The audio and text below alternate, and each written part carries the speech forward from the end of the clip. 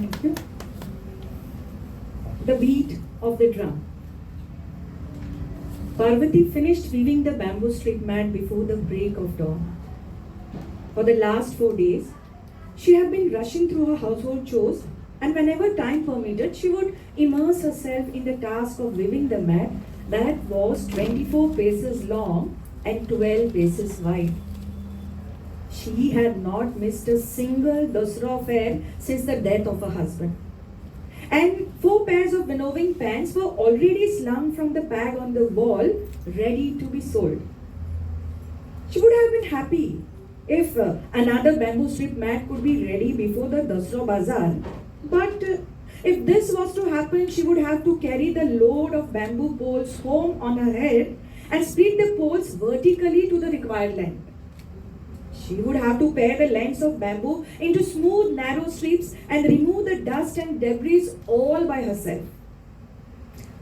Her only son, Madhu, had stopped helping her in this work.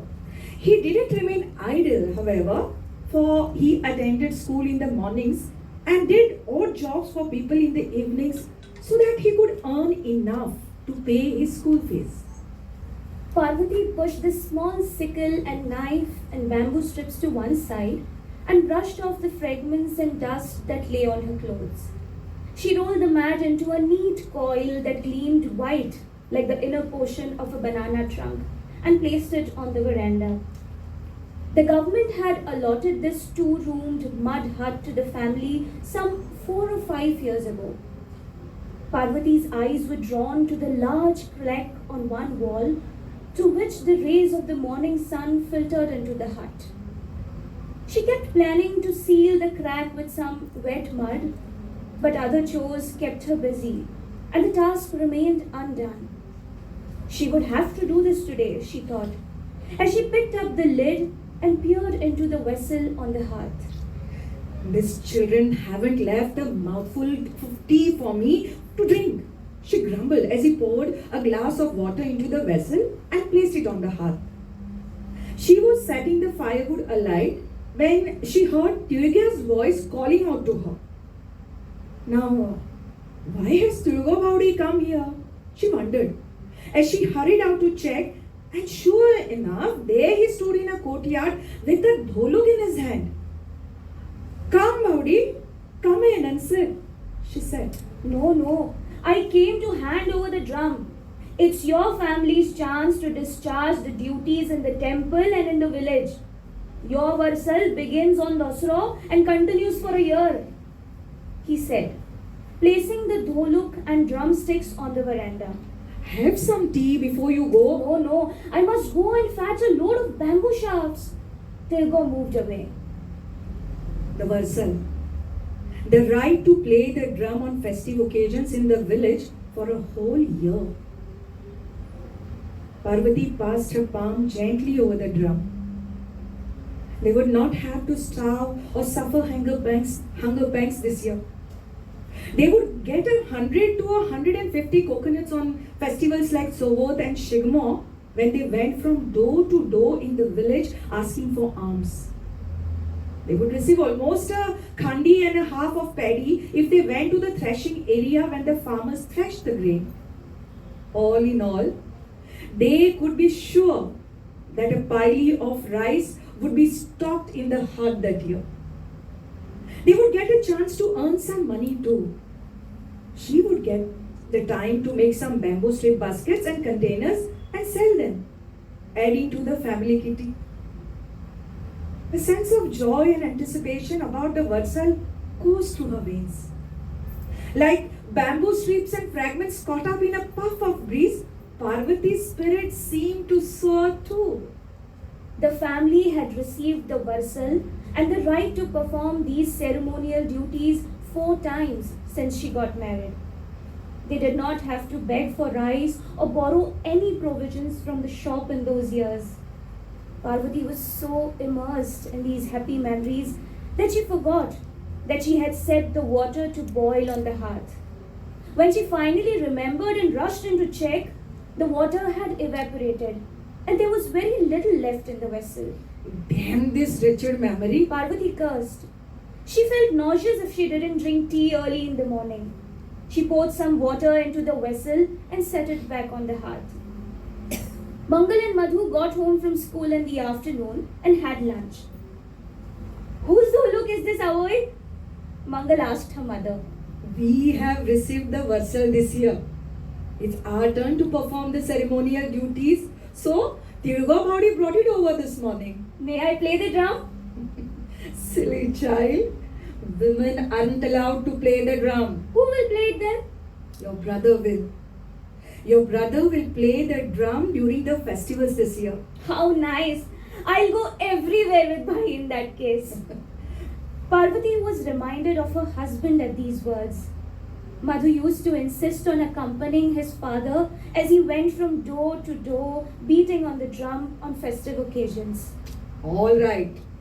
You and your brother can collect all the gifts and alms from the houses in the village this year. You can divide the money between yourselves. Mangal broke into a broad smile on hearing these words and began to flit about merrily like a butterfly. Parvati told her to call her brother, and the girl ran off looking for Madhu, who had left the hut as soon as he finished lunch.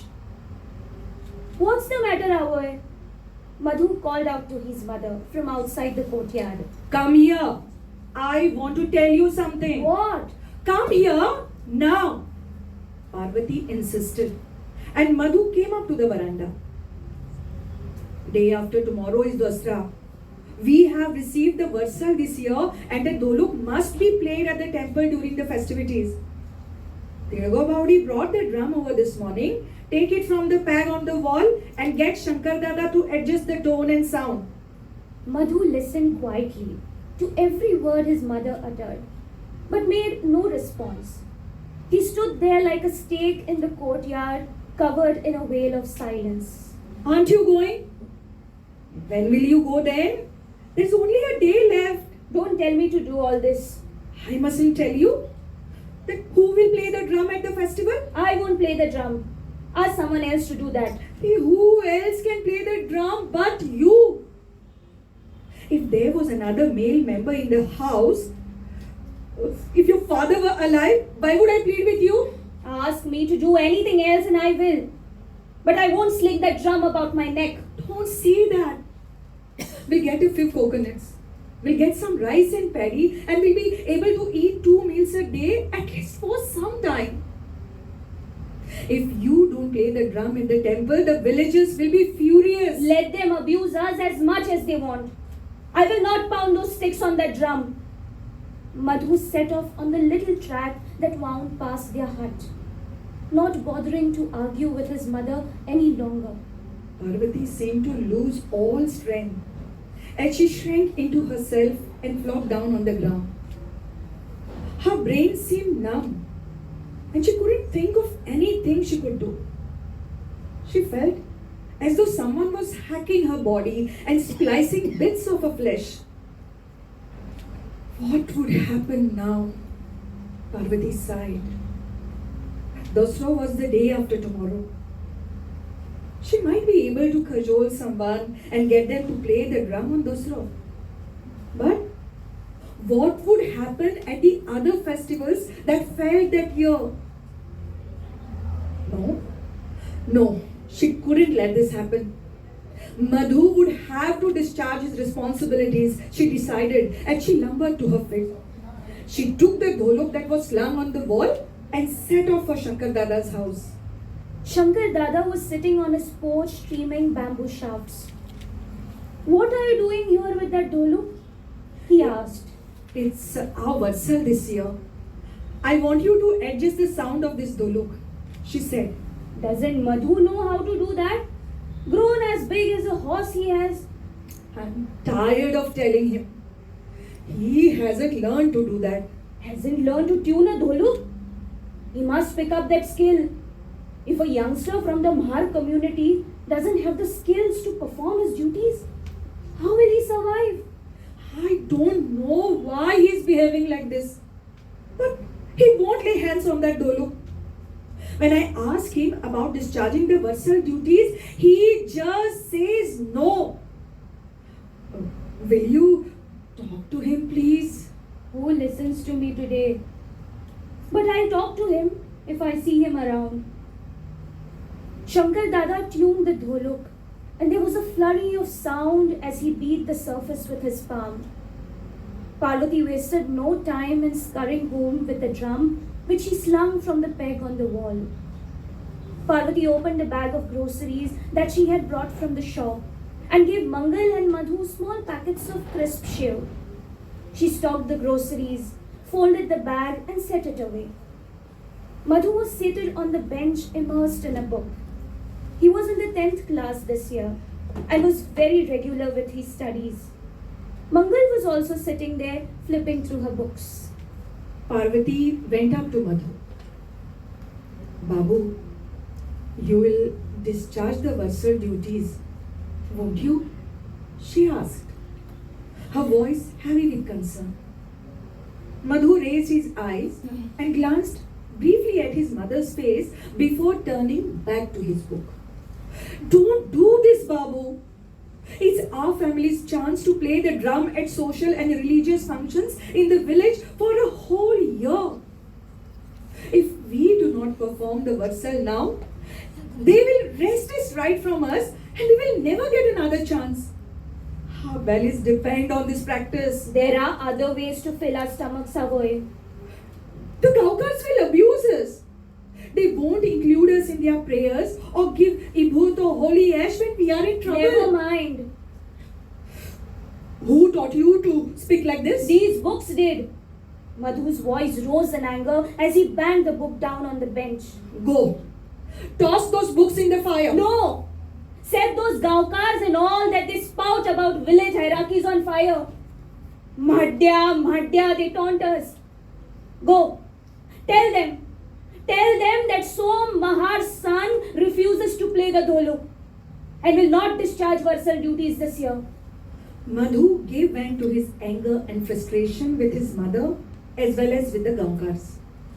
A childhood memory of the villagers beating his father with the very sticks that he used to pound the dholok floated up before his eyes.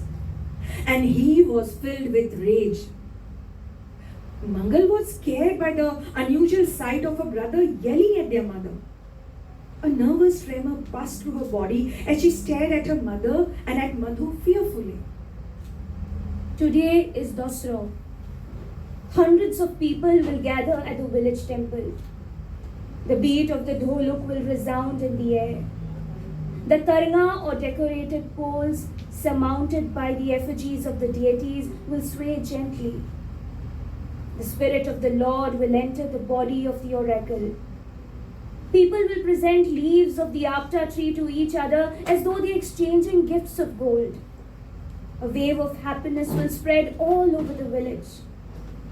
But why has the man who beats the dholok not arrived at the temple yet? The villagers mill about in consternation. Arey, where is that Madda gone? Someone yells angrily. Go and see where he is wallowing in filth. Another man raises his voice. Arey, find out who is discharging the Varsal duties this year. Appi Gaukar suggests in a reasonable tone. Parvati pushes her way to the throng and addresses the chief Gaukar nervously. Appa, my boy refuses to perform Varsal duties. He says he won't beat the drum. What? Won't beat the drum? Do you want to stay in this village or not? They were already late as the decoration of the tarna had taken a long time. And now this problem with the drummer had cropped up. Appi Gaukar's words flew towards Parvati like bullets. And she shrank back in alarm, trying to lose herself in the throng. Sadhra, come here. Get that dholok from Parvati's house and you can discharge the Varsal duties this year. Sazro was filled with delight at the Gaukar's words. His face reflected his excitement at this sudden development since the Varsal was being allotted to his family for the very first time. Parvati's eyes welled up with tears as the Varsal duties that should have been performed by her family moved into Sazra's hands. Parvati didn't wait there any longer. she set off home with Sazro following her, dragging his lame foot along. Madhu was sitting on the veranda leaning against the wall. Parvati climbed the steps to the veranda, took the dholuk from the peg on the wall, and passed it to Sazro silently. He set off in the direction of the temple as Parvati stood there, staring at the drum slung on his shoulder, till he was lost to view. The thought that they would never perform Varsal duties again gnawed at her heart and filled her with regret. The sound of sticks pounding on the drum wafted in from the direction of the temple in a short while. And every beat of the drum cut into Parvati's heart like knife-paring slivers of bamboo. The Gaonkar bearing the taranga aloft will now be possessed by the spirit of the deity. I have also been possessed by a spirit, Parvati thought. Madhu was aware that his mother was very upset. He got up quietly and went to her side. Perhaps I should have done what she wanted, he thought for a moment. But he banished the thought in the very next instant. Avoy, why do you weep? For that Varsal? Yes, yes, my son. Parvati was overcome by sobs. Avoy, don't get so upset. Your Madhu will earn money on his own abilities without bowing down before anyone. I will not let you starve.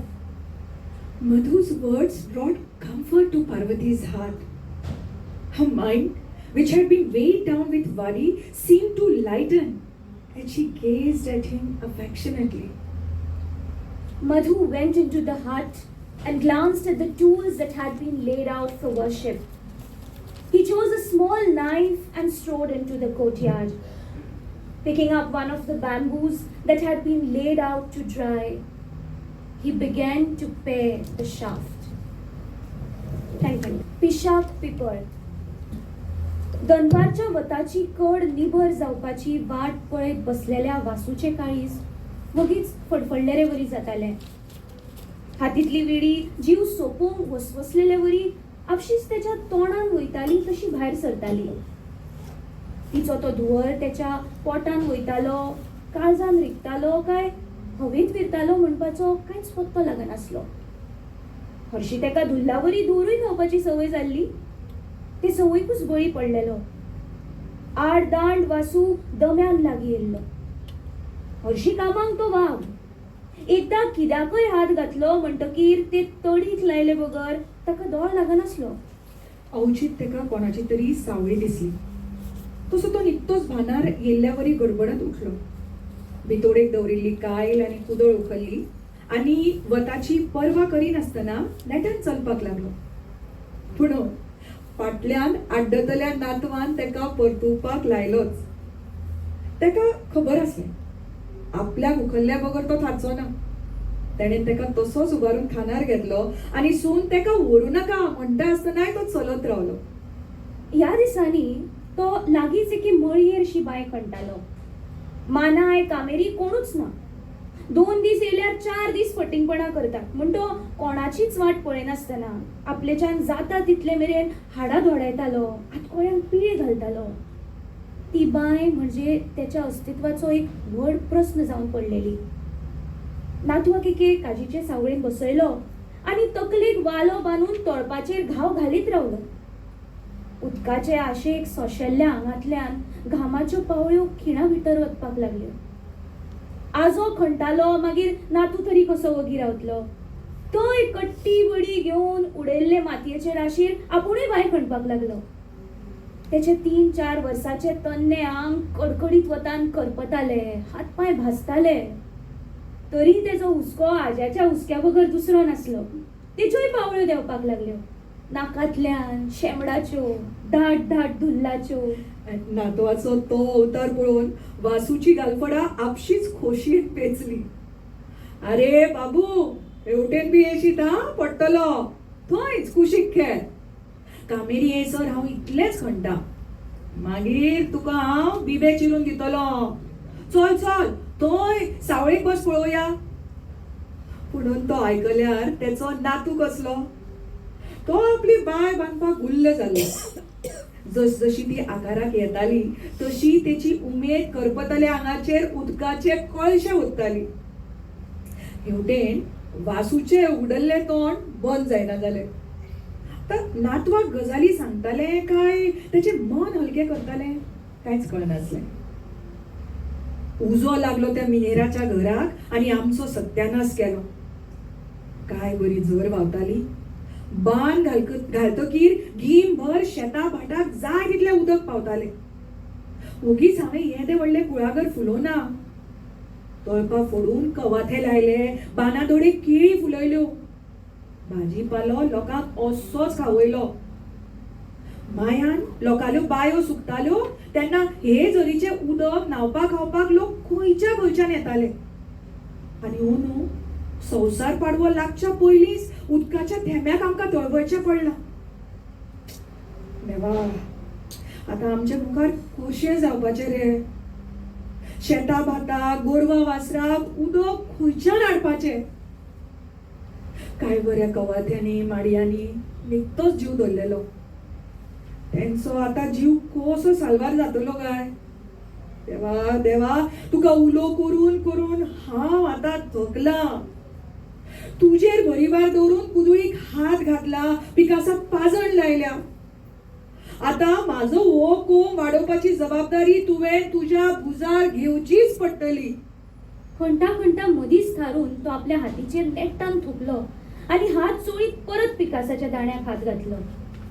तेन्ना तेचो नातू दोळे बारीक करून तेकाच पळयतालो. तो कोणाक कितें सांगता हेंच तेका कळनासलें. भोंवतणी आपले बगर आनी कोणूच ना. मागीर आजो अशें कित्याक बडबडटा काय अशें तेका 2-3दा विचारीन दिसलें. पूण तो आपलेच तंद्रेन आसलेल्यान तो वगीच रावलो. इतल्यान दोगा कामेरी येयली आनी वासू भडकुपाक लागली. दादो, नातवाक कसल्यो गजाली सांगता रे? म्हणून तेका तेंका जाप दिवचीशी दिसली ना. सुर्याक पळोवन अदमास घेतलो आनी दडेवयल्यो कायली घेवन बेजारूनचो आपुणूच कायली भरपाक लागलो. कायली भरतकीर एक हात कमरार दवरून तो तेंची वाट पळोवपाक लागलो.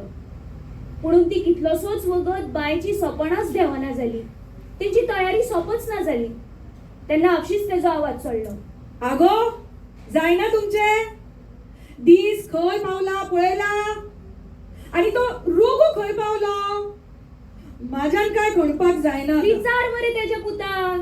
बाबू, पप्पा खंय गेला रे? मोटको लावून का काड्डू का धरूं? केन्ना ह्या पोराक अक्कल येतली म्हूण देवाक खबर. बाय भुरगेकार जालो तरी अजुनूय रागोन गो खाता. हे आयते आसा ते सांबाळपाक जायना. उत्पन्न आनी कशें करतलो देवाक खबर. हा? अरे दादो, सकयल कोण जमीनशी मागता मरे? जमीन मागता? हा, पंचायतीन माळाचेर बांद बांदून दिता म्हणला. बांद बांदता जाल्यार वयल्या गाजींनी कित्याक मागता तर? पळयता आसतले अदमास घेवन उदक खंय मेरेन पावता ते. अरे पंचायतीतले जाल्यार एकलो तरी आमचे वळखीचो आसपाचो न्हू. मागीर कोणशे दिसता? कोणाक खबर. आमकां अशें मांडोवन पळयताले. हारशाचें एक मिशीन कशें एका तिकट्यार धरून फोटोशे काडटाले. आतां मात वासूच्यान रावपाक जालें ना. तेचे दुबावी मन हुसक्यान तळमळपाक लागलें. कोणेन तरी उडून काडलेल्या वरी तो तसोच वयर चडलो आनी कामेऱ्याक कितें तरी सांगत नेटान चलत रावलो. घंटा आसतना जितली तेका खरस मारूं नासली तेच्यानूय चड आतां तेका चलतना धाप मारपाक लागलेली. कारण तेका खबर आसलें आपलो हुस्को दैत्य रुपान प्रत्यक्षपणान आकाराक येतालो. पलतडची खण इल्ले इल्ले भयानक रूप धारण करताली. जितली ती खोल वयताली तितलीच ती नेटान रून रून जाताली. एक एक दोंगर म्हणटा म्हणटा मळा आनी कितलीशीच थळां तिणें गिळून उडयली. आनी आयज तिचे हातपाय इल्ले इल्ले कुशीचे भुयेर पातळटाले.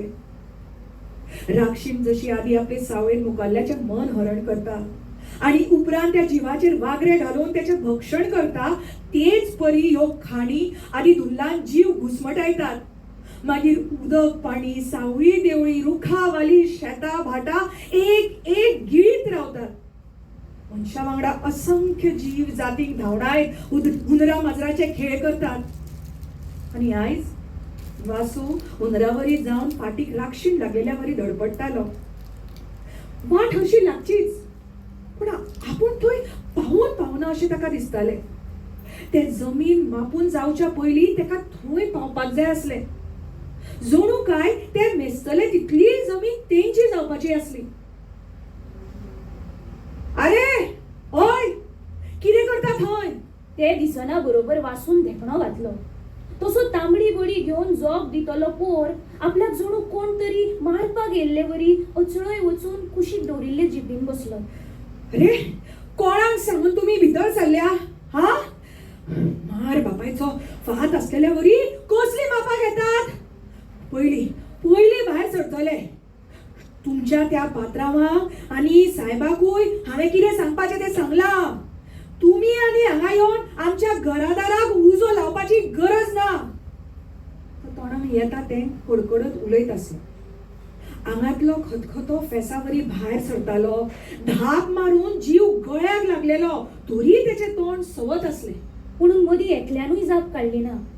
चडूच खरच मारतकीर तो कांय खीण नजो जावन थारलो. तेन्ना एका गुंडावरी दिसतल्या जिपीतल्या दादल्यान तोंड उगडलें. आरे वासुदार, हांगा रे. आमी तुजे जमनीची सर्वे केली म्हणजे कितें ती तुका आमकांच दिवची पडटली अशें कितें आसा? तुका दिन दिसल्यार दिवपाची, ना जाल्यार अरे, हांवें 1000 फावटी ना म्हूण सांगला आसतनाय तुम्ही परत हांगा पाव दवरलेच कशे? तुजे खरे रे, पूण कितें आसा, आमी कुशीची जमीन घेतल्या. आतां तुजी जमीन कितली ती कडेक काडटले जाल्यार हे सगळें करचेच पडटा. तुमच्या मॅनेजराक हांवें सगळो प्लॅन दाखयला आनी शिटकायला. अशें तशें कितें जाल्यार बरें जावचें ना म्हूण. मागीर तुमी केले कशे? म्हणजे चेड्यान तुका कांयच सांगूंक ना? त्याच्या तोंडाक लाय सुट्टी. त्या चेड्यानूच ही सगळी वाट लायल्या. सांगता आसतना सगळ्या कागदपत्रांच्यो कॉप्यो व्हरून त्या मशिना कडेन दिल्या. बरें, तें आसूं. आतां तूं कितें कर म्हणटा? तूं चल म्हणटा जाल्यार वयता. उपरांत वासू कितेंय म्हणचे पयलीं तेणेनूच गाडी चालू केली आनी तो तडक वाटेक लागलो. हेवटेन तानेन भुकेन दोळ्या कडेन काळोख येयल्लेवरी वासू सुकलेल्या खोडाक घश्टत थंयच निबर वतान तकली चिड्डीत बसलो. ह्या दिसांनी जायत्यो धाकल्यो गाडयो वाट काडीत वासूच्या घरावशी येताल्यो. पूण एक दीस अचकीत पुलिसांची गाडी दारात पळोवन त्याच्या काळजान किस्स जालें. हरशी कोणायची गाडी पळयतकीच तेचें तोंड तिडकीन आपशीच उगडटालें. म्हणून खाकी कपड्यांक पळयतकूच तिची वाचा बंद पडली. कितें साहेब, कितें काम आसलें? तेचो चेडो कोणाक तरी वळखल्ल्यावरी हसत मुखार गेलो. साहेबान तुमकां दोगांयकूय फाल्यां सकाळीं 10 पुलीस स्टेशनार आपयल्या. आमकां? कितें जालें साहेब? ते थंय येतकीर कळटलें. अशें कितें जालां तर? वासून पळोवन तोंड उगडलें. तुमी बेकायदेशीर दुरीक बी बांदला अशी कागाळ आसा. तशें जाल्यार ही कंपनीचीच चाल आसतली. पुणून तो दुरीक तेंचे जमनीन पडना. आनी तो कितें आयचो कालचो न्हू. तेका 19-25-30 वर्सां तरी जातली. ओनूच दोळ्यान तोपलो खंय तो. तें आमकां खबर ना. तुजे कडेन कितेंय डॉक्युमेंट लायसन्स बी आसल्यार घेवन यो. अशें म्हणून ते गेले. बरेच पयस पावले. दिसनाशें जालें. तरी वासू तांकां पळयत आसलो. तेजी विचार चक्रास बंद पडलेली. तसोच सुन्न मनान कुदळीक हात घातलो. पूण ती उखलपाक आपल्याक शक्तूच ना अशें तेका दिसपाक लागलें. दुसऱ्या दिसा कितें जावपाचें तेंच जालें. दुरीक बेकायदेशीर जालो. गोठो बेकायदेशीर जालो. आनी पिकावळूय बेकायदेशीर म्हणपाक लागले. तें आयकून पुतान पयलींच बे म्हणलें. पण वासू सगळो धीर कोणें तरी काडून घेतलेले बरी जावूनय केदेय अरिश्ट परतितलो म्हणपाचे मनांतल्या मनात निश्चय करतालो.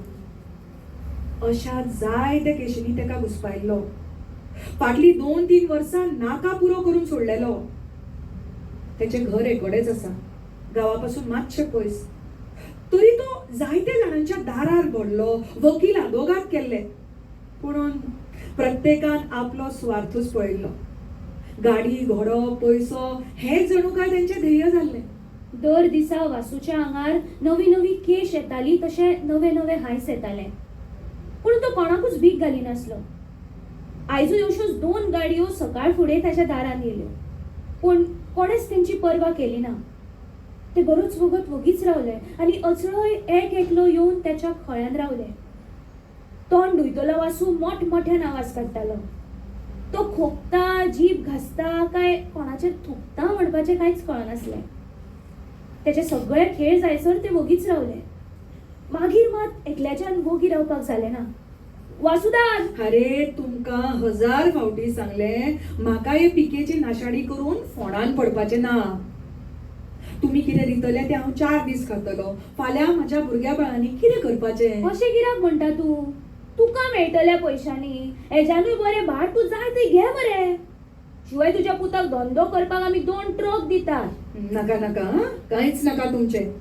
आमी आसा ती देवादयेन बरी आसा. बरें, तुजें म्हणणें कितें आसा तें तरी सांग. म्हणणें आनी कितें? तुमी जें कितें सांगता तें आयज मेरेन खरें केलां?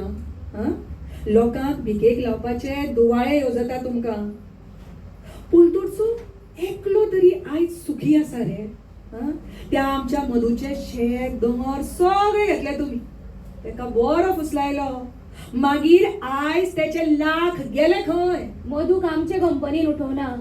आमी जांकां कोणाक कितें दिलां तांच्या दारान आज 4 तरी ट्रक आसात. कार, बरी घरां सगळें आसा. फाल्यां तुजोय पूत बरो ओर्रात भोंवतलो, तेरासाचें घर बांदतलो, गाडी घेतलो. ही तेची उतरां आयकून रघूचे गाल आपशीच फुलले. म्हणून वासूक एकूय तेंचे उतर आयकुपाचें नासलें. तुमची ती लाशी सपनां म्हाका दाखोव नाका. आनी कोणूय पिसो मेळटा जाल्यार पळयात अशें म्हणत तो तडक घरांत निघलो. हे पळय वासुदास, कंपनीन आपलो आंकडो वाडयला. 5 लाख सुबेस आनी कारूय दिवपाची थारायल्या. म्हणून वासू घरान गेल्या उपरांत फाटल्यान त्या वातावरणाचेर आपशीच पड्डो पडलो आनी प्रत्येक जाण आपापले वाटेक लागले. गरमी वाडटा तसो एक एक प्रस्नूय तापपाक लागलो. शेतांतल्या कुणग्यांनी धाळो पडपाक लागल्यो. वट्रार येयल्ले भात करपुपाक लागले. जायत्या रोपांची पानां उदकाक लागून भावपाक लागली. एक एक पळोवन वासूचो जीव अस्वस्थ जावपाक लागलो. तेची न्हीद तर केन्नाच मेळ्ळी.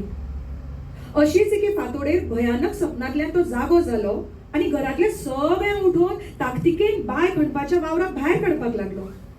पूण कोणाचीच तयारी ना तें पळोवन तो एकलोच कुदळ खांदार मारून चलत रावलो. जिवाक पुरो जायसर तो एकलोच वावुरलो.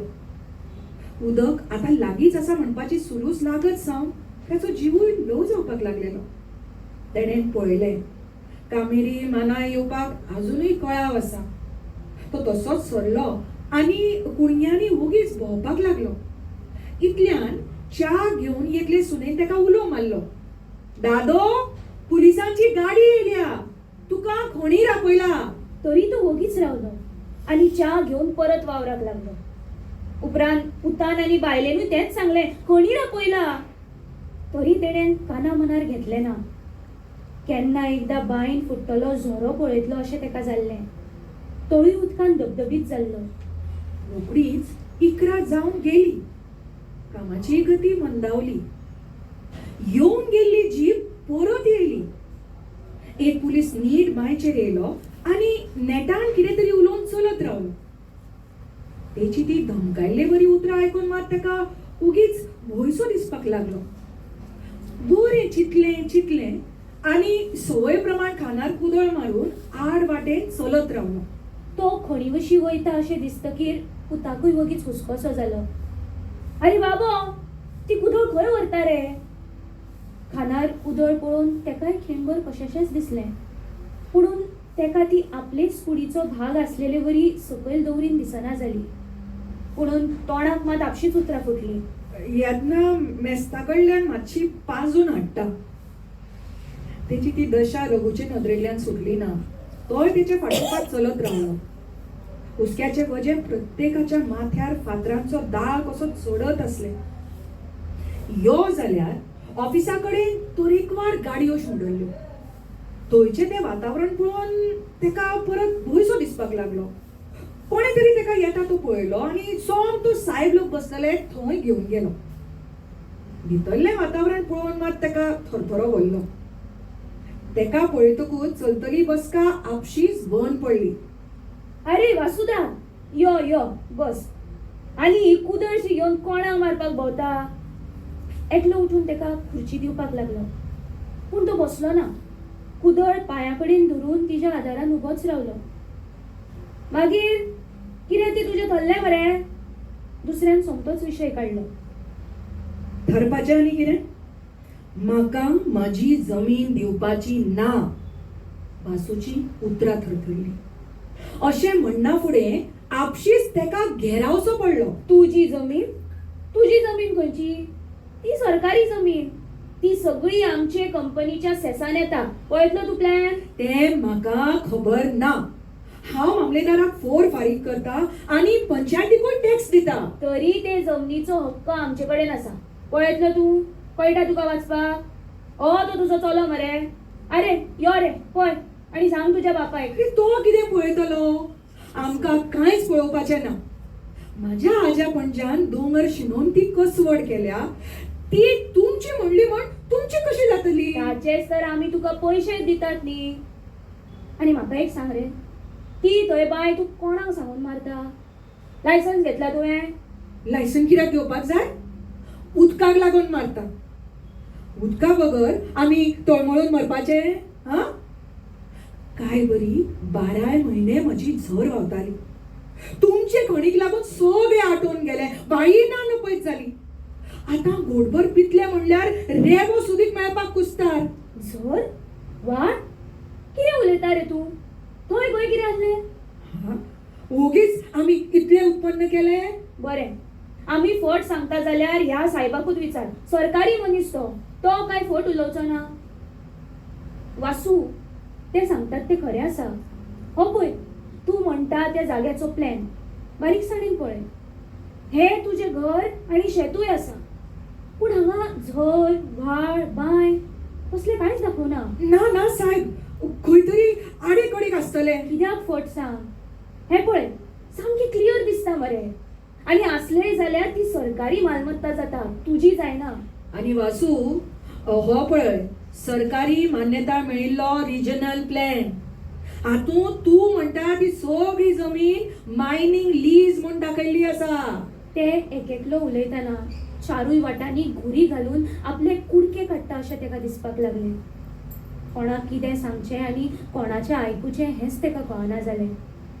मेजार मेज भर पातलायल्लो तो येद्दो व्हडलो रंगीन प्लॅन तर तेका खावंकूच उठिल्ले बरी दिसतालो. साहेब, तुमच्या ह्या प्लॅनाचेर कितें तरी चुकलें जातलें. म्हाजे कडल्या प्लॅनाचेर सगळें आसा. त्याय प्लॅनाची कॉपी आसा आमचे कडेन, तेजेरूय ना. अशें कशें जातलें? आसपाकूच जाय. उदका पाणया बगर कोण जगपाक शकता? ते आमी नकळो. पूण ह्या प्लॅनाचेर घर सोडून तुजें अशें आनी कांयच ना. मागीर झर तरी खंयची आसतली? आसतली आसतली साहेब. म्हाजी नजर मातशी मेळी जाल्या. पूण तुमकां तरी दिसतली साहेब. अरे अरे रोगो, पळय रे आमची झर खंय दिसता जाल्यार. तो कितें सांगतलो? आसल्यार दाखयतलो मरे. ना ना, आसतलीच. ही पळय, हांगाच आसा ती. देवतेची निशाणी ती कशी ना जातली? अरे पापया ना रे. हे पळय, कितलेशेच प्लॅन आसात आमचे कडेन. पूण मायन सोडून एकाय प्लॅनार तुजी झर, व्हाळ कांयच ना. ना, आसा आसा आसा, हांगाच आसा. अरे ती निखटी झर न्हू. दोंगर माथ्यांतल्यान पाझरतली देवी ती देवी. ती कशी ना जातली? ही पळय, हांगाच आसा, हांगाच. अशें म्हणत तो प्लॅनावेले एक एक सुवातेर नेटान बोट तोपलेले वरी करपाक लागलो. तरी ते नाच म्हणटाले. त्यांच्या त्या आरत्या परत्या नानाऱ्यांनी वासूची तकली खणखणून दोळे सामकार काळोख येवपाक लागलो. आपल्याक कितें जाता हेंच तेका कळना जालें. कोणी तरी जीव कोचून काडलेल्या वरी तेच्या काळजान असह्य वेदना जावपाक लागल्यो. अरे तूं ओगीच बोटां धाडाव नाका पळोवया. थंय कांय जावपाचें ना. ना ना, जातलेंच. ती जर कितें आयची काळजी न्हू. मनीस किल्लोच्या पयलीं ती अवतरलेली. व्हाळा दर्याचो जल्म वगीच जावना. ही पळय, हांगाच हांगाच हांगाच अशें म्हणत भार भरलेले वरी कुदळ उखलून नेट्टान त्या प्लॅनाचेर खणत रावलो. देव बरें करूं.